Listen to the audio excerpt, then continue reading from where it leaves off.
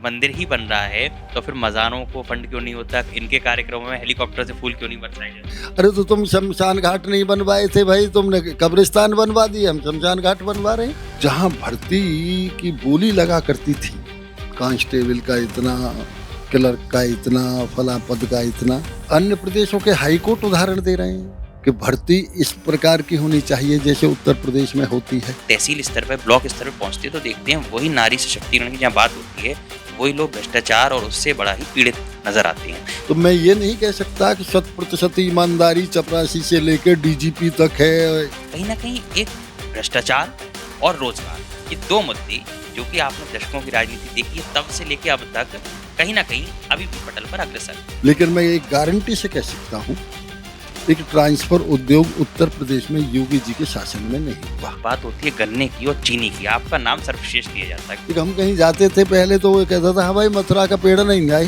क्या कुछ ऐसी योजनाएं थी जो आप पटल पर लाए और बहुत बड़े चैलेंजेस आपको देखने को? हमारी सरकार ने जितना एमएसपी की खरीद की है उतना भारतवर्ष में कोई प्रदेश, किसी प्रदेश का रिकॉर्ड ही नहीं है। कई बार ऐसी शिकायतें आती हैं, किसान जब मंडी में पहुंचते हैं तो उन्हें उचित मूल्य जो गन्ने का होता है वो नहीं मिल पाता। योगी जी को बेईमानी तो पसंद है ही नहीं। जहाँ अनाज 5 किलो मिल रहा होता है या उनको कुछ भी सुविधा मिल रही होती है वहाँ तो हर समाज का व्यक्ति होता है, लेकिन फिर ये जो विपक्ष मुद्दा उठाता है ये कौन लोग? विपक्ष ये कहने लग जाए कि योगी का राज बहुत अच्छा है, योगी जी का बहुत अच्छा राज है, तो फिर उनको वोट कौन देगा? 1 लाख का इनाम है, वही थाने में जाके इंस्पेक्टर से विस्की की कैरेट मंगवा रहा है। उत्तर प्रदेश उत्तम प्रदेश बनने की ओर अग्रसर है। मुख्यमंत्री योगी आदित्यनाथ लगातार क्रियाबद्ध तरीके से योजनाओं को ला रहे हैं और लगातार उन्हें पटल पर उतार रहे हैं। अब इसी बीच सी न्यूज भारत एक विशेष कार्यक्रम लेकर आया है, संवाद, जिसके तहत हम रूबरू कराते हैं आपको उत्तर प्रदेश के लोकप्रिय और कद्दावर उन मंत्रियों से जो उन विभागों की बागडोर संभाले हुए हैं। एक ऐसा ही बहुत बहुचर्चित विभाग है गन्ना विभाग, क्योंकि किसानों से जुड़ा हुआ है, किसानों की समस्याओं से जुड़ा हुआ है। मेरे साथ आज बात करने के लिए मौजूद हैं लक्ष्मी नारायण चौधरी जी, जो कि कैबिनेट मंत्री हैं उत्तर प्रदेश सरकार में। सर बहुत बहुत स्वागत है सी न्यूज़ भारत में। धन्यवाद। सबसे प्रथम सवाल सर, क्योंकि उत्तर प्रदेश 1 ट्रिलियन इकोनॉमी का लक्ष्य निर्धारित कर आगे बढ़ रहा है, तो किस तरह से आप इसको देखते हैं और कैसे उत्तर प्रदेश को उत्तम प्रदेश बनाने के लिए अग्रसर है? देखिए, मुझे विधानसभा में 41 वर्ष पूर्व में विधानसभा में आया था। हम कभी ये सोच भी नहीं सकते थे, अनेक मुख्यमंत्री भी, चीफ सेक्रेटरी भी साथ काम करने का मौका मिला है। हम सोच भी नहीं सकते थे कि उत्तर प्रदेश में इस तरह इंफ्रास्ट्रक्चर होगा, इस तरह उत्तर प्रदेश में एक वातावरण बनेगा उद्योग के लिए, इस तरह उत्तर प्रदेश में कानून व्यवस्था होगी, इस तरह से एक मेहनती और ईमानदार मुख्यमंत्री उत्तर प्रदेश में होगा। इन सारी बातों से एक माहौल बना है जिसमें आज लाखों करोड़ के उद्योग उत्तर प्रदेश में पिछले 8 सालों में आए हैं। इंफ्रास्ट्रक्चर की यदि मैं बात करूं तो आज मेरे पूरे प्रदेश में भारतवर्ष के हर राज्य से ज़्यादा एक्सप्रेस वे हैं। हमारे यहाँ मात्र 8 एयरपोर्ट थे, आज 22 एयरपोर्ट हैं, और एक एयरपोर्ट तो एशिया का सबसे बड़ा एयरपोर्ट बन रहा है। इसी तरह से यदि हम कृषि विभाग में भी जाएं तो हमारा प्रदेश 8वें स्थान पर रहा करता था पैदावार में। आज गन्ना में लगातार प्रथम गन्ना उत्पादन में चल रहा है, चीनी उत्पादन में प्रथम चल रहा है। बिल्कुल मंत्री जी, जब बात होती है गन्ने की और चीनी की, आपका नाम सर्वश्रेष्ठ लिया जाता है क्योंकि आपने बहुत ही बहुआयामी विकासों को स्थापित करके उन्हें पटल पर लाया।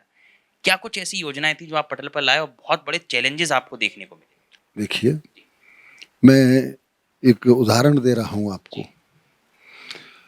कोरोना जैसी महामारी जिसमें साइकिल से लेके हवाई जहाज तक दुनिया का बंद था, लेकिन माननीय मुख्यमंत्री जी के नेतृत्व में, योगी जी के नेतृत्व में शुगर फैक्ट्री एक दिन के लिए भी बंद नहीं हुई जब तक एक गन्ना खड़ा रहा। पेमेंट जो पहले सालों साल पड़ा रहा करता था, आज हमारी 50 फैक्ट्री ऐसी हैं जो साप्ताहिक पेमेंट कर रही हैं। जब से प्रधानमंत्री जी ने इथेनॉल को डीजल में और पेट्रोल में शामिल करने का प्रावधान किया है, तब से पेमेंट इतना अच्छा हुआ है, किसानों में उत्साह बना। तो जो 2017 तक मात्र 19 लाख हेक्टेयर में गन्ना हुआ करता था, आज वो बढ़ के 30 लाख हेक्टेयर में गन्ना पैदा हो रहा है और पैदावार बढ़ी है, भुगतान अच्छा हुआ है। निश्चित रूप से सरकार का योगदान होता है, लेकिन किसानों की मेहनत है। क्या लगता है जो किसानों की मेहनत होती है मंत्री जी, कई बार ऐसी शिकायतें आती हैं किसान जब मंडी में पहुंचते हैं तो उन्हें उचित मूल्य जो गन्ने का होता है वो नहीं मिल पाता। कई बार जो चीनी मिलें होती हैं तो वो मिलें जो होती हैं वो उनके जो मूल्य होता है उसका आवंटन नहीं कर पाती समय के रहते। उसके लिए सरकार किस तरह से अपनी तत्परता जाए? इसका एक ही उदाहरण दे रहा हूँ आपको। हमारी सरकार ने जितना एमएसपी की खरीद की है, उतना भारतवर्ष में कोई प्रदेश, किसी प्रदेश का रिकॉर्ड ही नहीं है। हर फसल की एमएसपी के लिए मैंने कहा था कि मुझे थोड़ा सा लंबा समय विधानसभा में रहने का और मंत्रालय देखने का मौका मिला है, जहां 15 लाख टन मात्र धान खरीदा करते थे पूर्व सरकारों के द्वारा, आज वही धान 60 लाख टन, 70 लाख टन खरीदा जाता है। जहां गेहूं 6-6 लाख टन खरीदा जाया करता था, आज 60-60 लाख टन गेहूं खरीदा जाता है।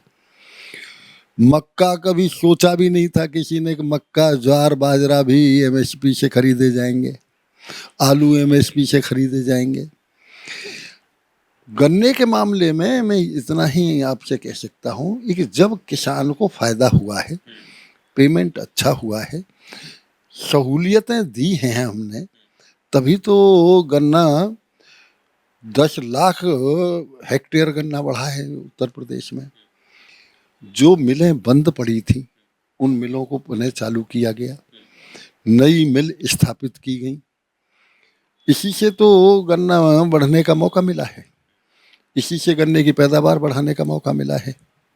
मंत्री सबसे बड़ा चैलेंज, क्योंकि आपने इतने दशक की राजनीति देखी उत्तर प्रदेश में, चाहे इस विभाग की बात कर लें चाहे सरकार के लिए रख लें, सबसे बड़ा चैलेंज जो होता है आज के परिप्रेक्ष्य में क्या देखते हैं? देखिए, आज के परिप्रेक्ष्य में जो हमारे सामने चैलेंज है वो नौजवान को रोजगार देने का है। नौजवानों को रोजगार देने के लिए आदरणीय मुख्यमंत्री जी के नेतृत्व में मैं एक उदाहरण दे रहा हूँ। जैसे हमारे यहाँ पहले मेडिकल कॉलेज मात्र 8 थे, आज मेडिकल 72 कॉलेजों में पढ़ाई हो रही है। मेडिकल कॉलेजों में लोगों को रोजगार मिला।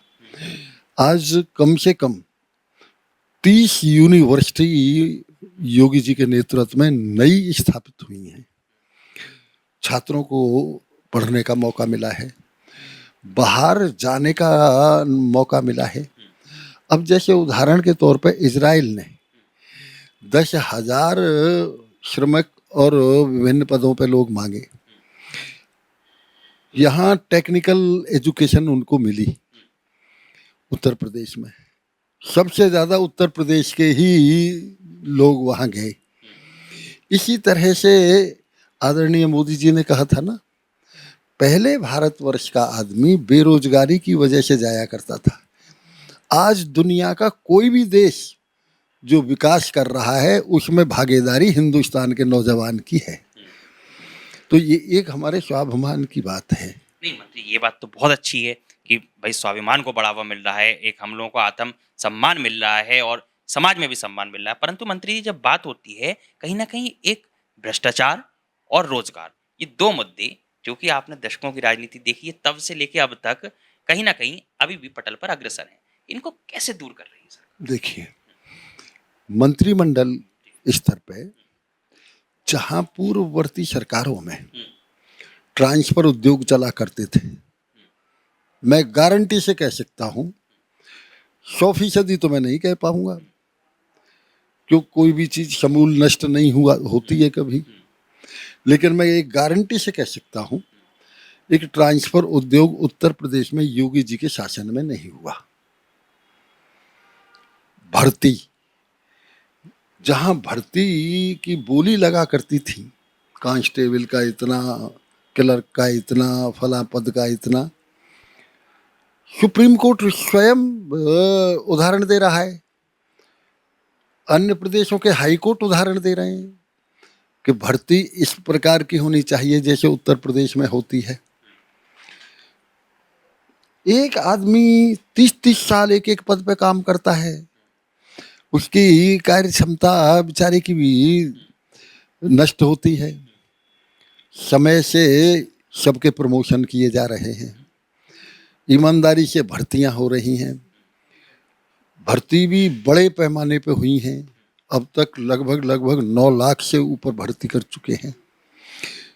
तो इसलिए स्वयं सहायता समूह, ओडीओपी, ये 2 योजनाएं मुख्यमंत्री जी के नेतृत्व में ऐसी दौड़ी हैं कि स्वयं सहायता समूह में आज लाखों हमारी बहनें काम कर रही हैं।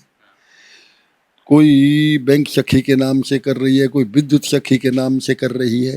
मैं मंत्री जी कल गया था, अभी स्वदेशी मेला लगा है, तो मैं कल उसका निरीक्षण कर रहा था, गया था, देख रहा था, उत्तर प्रदेश में भी लग रहा है, हर जिले में लग रहा है।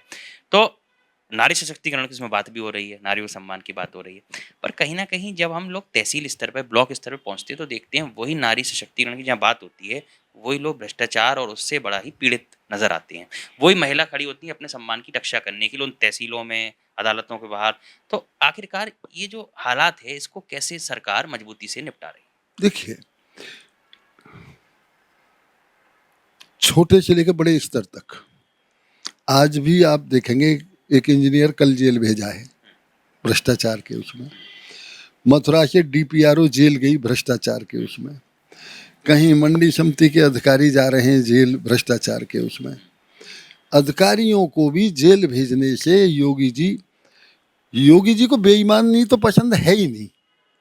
चाहे आदमी कोई ये सोचता हो कि ये उनके करीब है या पार्टी का है या अच्छा वो वर्कर है, यदि उन्हें भ्रष्टाचार की जरा भी वो बदबू आती है, वो तुरंत एक्शन लेते हैं। मतलब अधिकारी आपको लगता है कहीं ना कहीं कुछ लापरवाही कर रहे हैं जिन पर एक्शन लेने की आज भी जरूरत है? ये भी मैं मानता हूं, मैंने पहले कहा ना, एक कोई चीज समूल नष्ट नहीं होती, तो मैं ये नहीं कह सकता कि 100% ईमानदारी चपरासी से लेकर डीजीपी तक है और चीफ सेक्रेटरी तक है और सब ईमानदार ही बैठे हैं, कोई बेईमान तहसीलों में, थानों में कहीं नहीं है। मैं ये नहीं कह रहा हूँ, लेकिन मैं ये कह रहा हूँ कि इन 8-9 सालों में योगी जी के नेतृत्व में जो एक मास लेवल पे भर्तियों में भ्रष्टाचार, ट्रांसफरों में भ्रष्टाचार और तमाम ये भ्रष्टाचार की जो ठेकों में भ्रष्टाचार, जो मंत्रियों की कोठी में फिरौती के सौदे हुआ करते थे, ये जितने भी भ्रष्टाचार थे, जिन पे 1 लाख का इनाम है, वही थाने में जाके इंस्पेक्टर से विस्की की कैरेट मंगवा रहा है। ये सारी बातें योगी जी के ज़माने में पूर्णतया समाप्त हुई हैं और उन पे पूरी तरह से प्रतिबंध लगा है। मंत्री जी, सबसे बड़ी तस्वीर उत्तर प्रदेश की बदलती हुई आपको क्या नजर आती है? क्योंकि आपके एक उम्र का तजुर्बा है और दशकों की राजनीति का तजुर्बा है, आपको क्या बदलती तस्वीर नजर आती है और कितना उस पर भी अभी कार्य करने की जरूरत है? क्या मुख्य बिंदु हो सकते हैं? देखिए, मैंने पहले कहा, सबसे बड़ा जो काम हुआ है यहाँ, वो कानून व्यवस्था। एक व्यक्ति जो शाम को केवल चटनी रोटी खा के सोता है, उससे लेकर एक बड़े उद्योगपति तक, हर व्यक्ति ये चाहता है कि मैं जब सुबह जगूं तो जैसा मैं सोया हूं वैसी ही नींद भर के मैं जगूं। वो उत्तर प्रदेश में योगी जी ने जनता को प्रदान किया है। कानून व्यवस्था के चलते ही इंफ्रास्ट्रक्चर उद्योग आए, उद्योगों में लाखों लोगों को रोजगार मिला। कानून व्यवस्था के चलते ही हमारी बहनें जो घर से बाहर नहीं निकला करती थी, आज 40-40 बटालियन बन रही हैं बहनों की। आज नारी उत्थान का इतना बड़ा काम हुआ है। आज लाखों बहन ऐसी हैं जो आज नौकरी पेशे में हैं और अपना व्यापार कर रही हैं। ये केवल कानून व्यवस्था की देन है, क्योंकि अब किसी बहन को डर नहीं है। अब वो रात को 12 बजे स्टेशन से जेवर पहन के घर जाती है। इसलिए ये सबसे बड़ा जो हुआ है इंफ्रास्ट्रक्चर का विकास और कानून व्यवस्था। ओडीओपी आज प्रत्येक, आप बड़ा ताज्जुब करोगे आप, अभी नोएडा में जो मार्केट लगा ओडीओपी का 11,500 करोड़ की बिक्री हुई है। तो ये एक सारी चीजें ऐसी हैं। ओडीओपी की किसी को याद नहीं थी, इतना जरूर था कि हम कहीं जाते थे पहले तो वो कहता था हाँ भाई मथुरा का पेड़ा नहीं लाए, इतना जरूर। आज वो पेड़ा आज पूरे विश्व में जाना जा रहा है। बताइए आप, भदोई में मैं स्वयं गया, भदोई में कालीन का काम बिल्कुल समाप्त हो गया था। भदोई में अब कालीन का मेला लग रहा है और भदोई में 50 देशों के आदमी पहुंच रहे हैं, विदेशी पहुंच रहे हैं कालीन खरीदने को। मैं मंत्री जब गया तो मैंने कई लोगों से बात करी, कई, आपको हैरानी होगी, मतलब कई ऐसे लोग थे जो अल्पसंख्यक समाज से भी आते हैं। वो अपनी दुकान लगा रहे थे और उनका ये कहना था कि हमें एक बड़ा ही अच्छा मंच मिला है जहाँ पर कोई हमें शुल्क नहीं देना पड़ा और दुकानें हमें उपलब्ध हो गई उस मेले में। अब साथ ही साथ विपक्ष जो है वो सरकार को लगातार अल्पसंख्यकों के लिए घेरता रहता है कि उनके लिए तरह तरह की योजना नहीं आ रही है, उनके लिए आप लोग कुछ ऐसी नीतियां ला रहे हैं, चाहे बरेली में लाठीचार्ज हो जाता हो। तो इसको लेकर क्या सोचते? देखिए, योगी जी के टाइम में 9 साल में, पौने 9 साल में एक दिन का भी कर्फ्यू नहीं लगा। ये एक मिसाल है।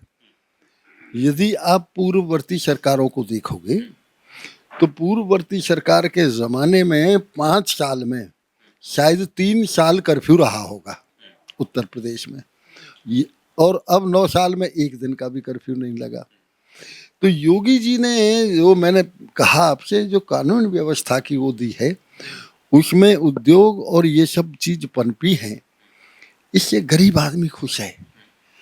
जो आदमी राजनीति कर रहे हैं, जो राजनीति जिनका पेशा है, जो कहीं झगड़े से और इस तरह से अपना गुजारा करते हैं, वो अपनी राजनीतिक रोटियां सेकने की वजह से कहते हैं। बाकी उन्हें पूछिए आप, जिन्हें मुफ्त अनाज मिल रहा है, उन्हें पूछिए आज जिन्हें 2 सिलेंडर मुफ्त मिल रहे हैं, उन्हें पूछिए।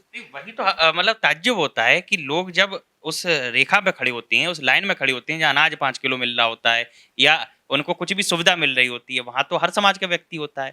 लेकिन फिर ये जो विपक्ष मुद्दा उठाता है, ये कौन लोग होते अरे विजय, उन्हें कुछ अच्छा, यदि विपक्ष ये कहने लग जाए कि योगी का राज बहुत अच्छा है, योगी जी का बहुत अच्छा राज है, तो फिर उनको वोट कौन देगा? भाई विपक्ष तो हमारी ये भी आलोचना करता है राम मंदिर इतना भव्य कैसे बन गया। विपक्ष तो हमारी ये भी आलोचना करता है कि काशी विश्वनाथ का मंदिर भव्य क्यों बन गया। अरे कम से कम कोई दिमाग से ये तो सोचे, 11.5 करोड़ एक साल में अयोध्या में दर्शनार्थी आया है। आप बताइए मुझे, हजारों करोड़ का बिजनेस हुआ होगा। नहीं, तो विपक्ष तो ये भी कहता है ना कि जो सरकार है वो तो किसी एक धर्म की नहीं हो सकती, तो फिर जो इस तरह से अगर मंदिर ही बन रहा है तो फिर मजारों को फंड क्यों नहीं होता, इनके कार्यक्रमों में हेलीकॉप्टर से फूल क्यों नहीं बरसाए जाते? अरे भाई, मैं ये कह रहा हूँ, कोई मना कर रहा है जिसे हेलीकॉप्टर से फूल बरसाने मजार पे, वो मजार पे बरसावे, जिसे मंदिर पे बरसाने वो मंदिर पे बरसावे। अब कोई आदमी ये कहने लगे कि हमने तो कब्रिस्तानों की पक्की बिल्डिंगों बनवाई, दीवार बनवाई, ये क्यों नहीं बनवा रहे? अरे तो तुम शमशान घाट नहीं बनवाए थे भाई, तुमने कब्रिस्तान बनवा दिए, हम शमशान घाट बनवा रहे हैं। एक आखिरी सवाल मंत्री जी, अब उत्तर प्रदेश बनने की ओर अग्रसर है, रफ्तार पकड़ चुका है उत्तर प्रदेश, पूरी तरह। लेकिन फिर भी कहीं ना कहीं भ्रष्टाचार और रोजगार मुद्दा जो है वो जहन में इसलिए है क्योंकि युवा जब पहुंचता है तो उसे रोजगार के मुद्दे और अवसर चाहिए होते हैं, और भ्रष्टाचार तहसीलों में नकेल कस चुका है। उसके लिए सरकार और कितना कार्य करेगी, क्योंकि अभी कहीं ना कहीं अधिकारी बेलगाम नजर आ रहे हैं उत्तर प्रदेश देखो, वो अधिकारी तो बेलगाम नहीं है, क्योंकि योगी जी के ज़माने में बहुत सख्त थी। दूसरे नंबर ये है, मैंने बताया कि जब यथा राजा तथा प्रजा, जब ऊपर का बैठा हुआ आदमी ईमानदार होता है तो नीचे भी हमेशा ईमानदारी आती है। श्रद्धेय चौधरी चरण सिंह कहा करते थे, एक ईमानदारी और बेईमानी हमेशा ऊपर से चला करती है। तो अब जो कुछ रह रहा है उसको, भ्रष्टाचार को भी समाप्त किया जाएगा। में। एक आखिरी संदेश जनता के लिए क्या देना चाहेंगे उत्तर प्रदेश की? देखिए, सभी जनता से मेरा अनुरोध है कि जिस तरह से उत्तम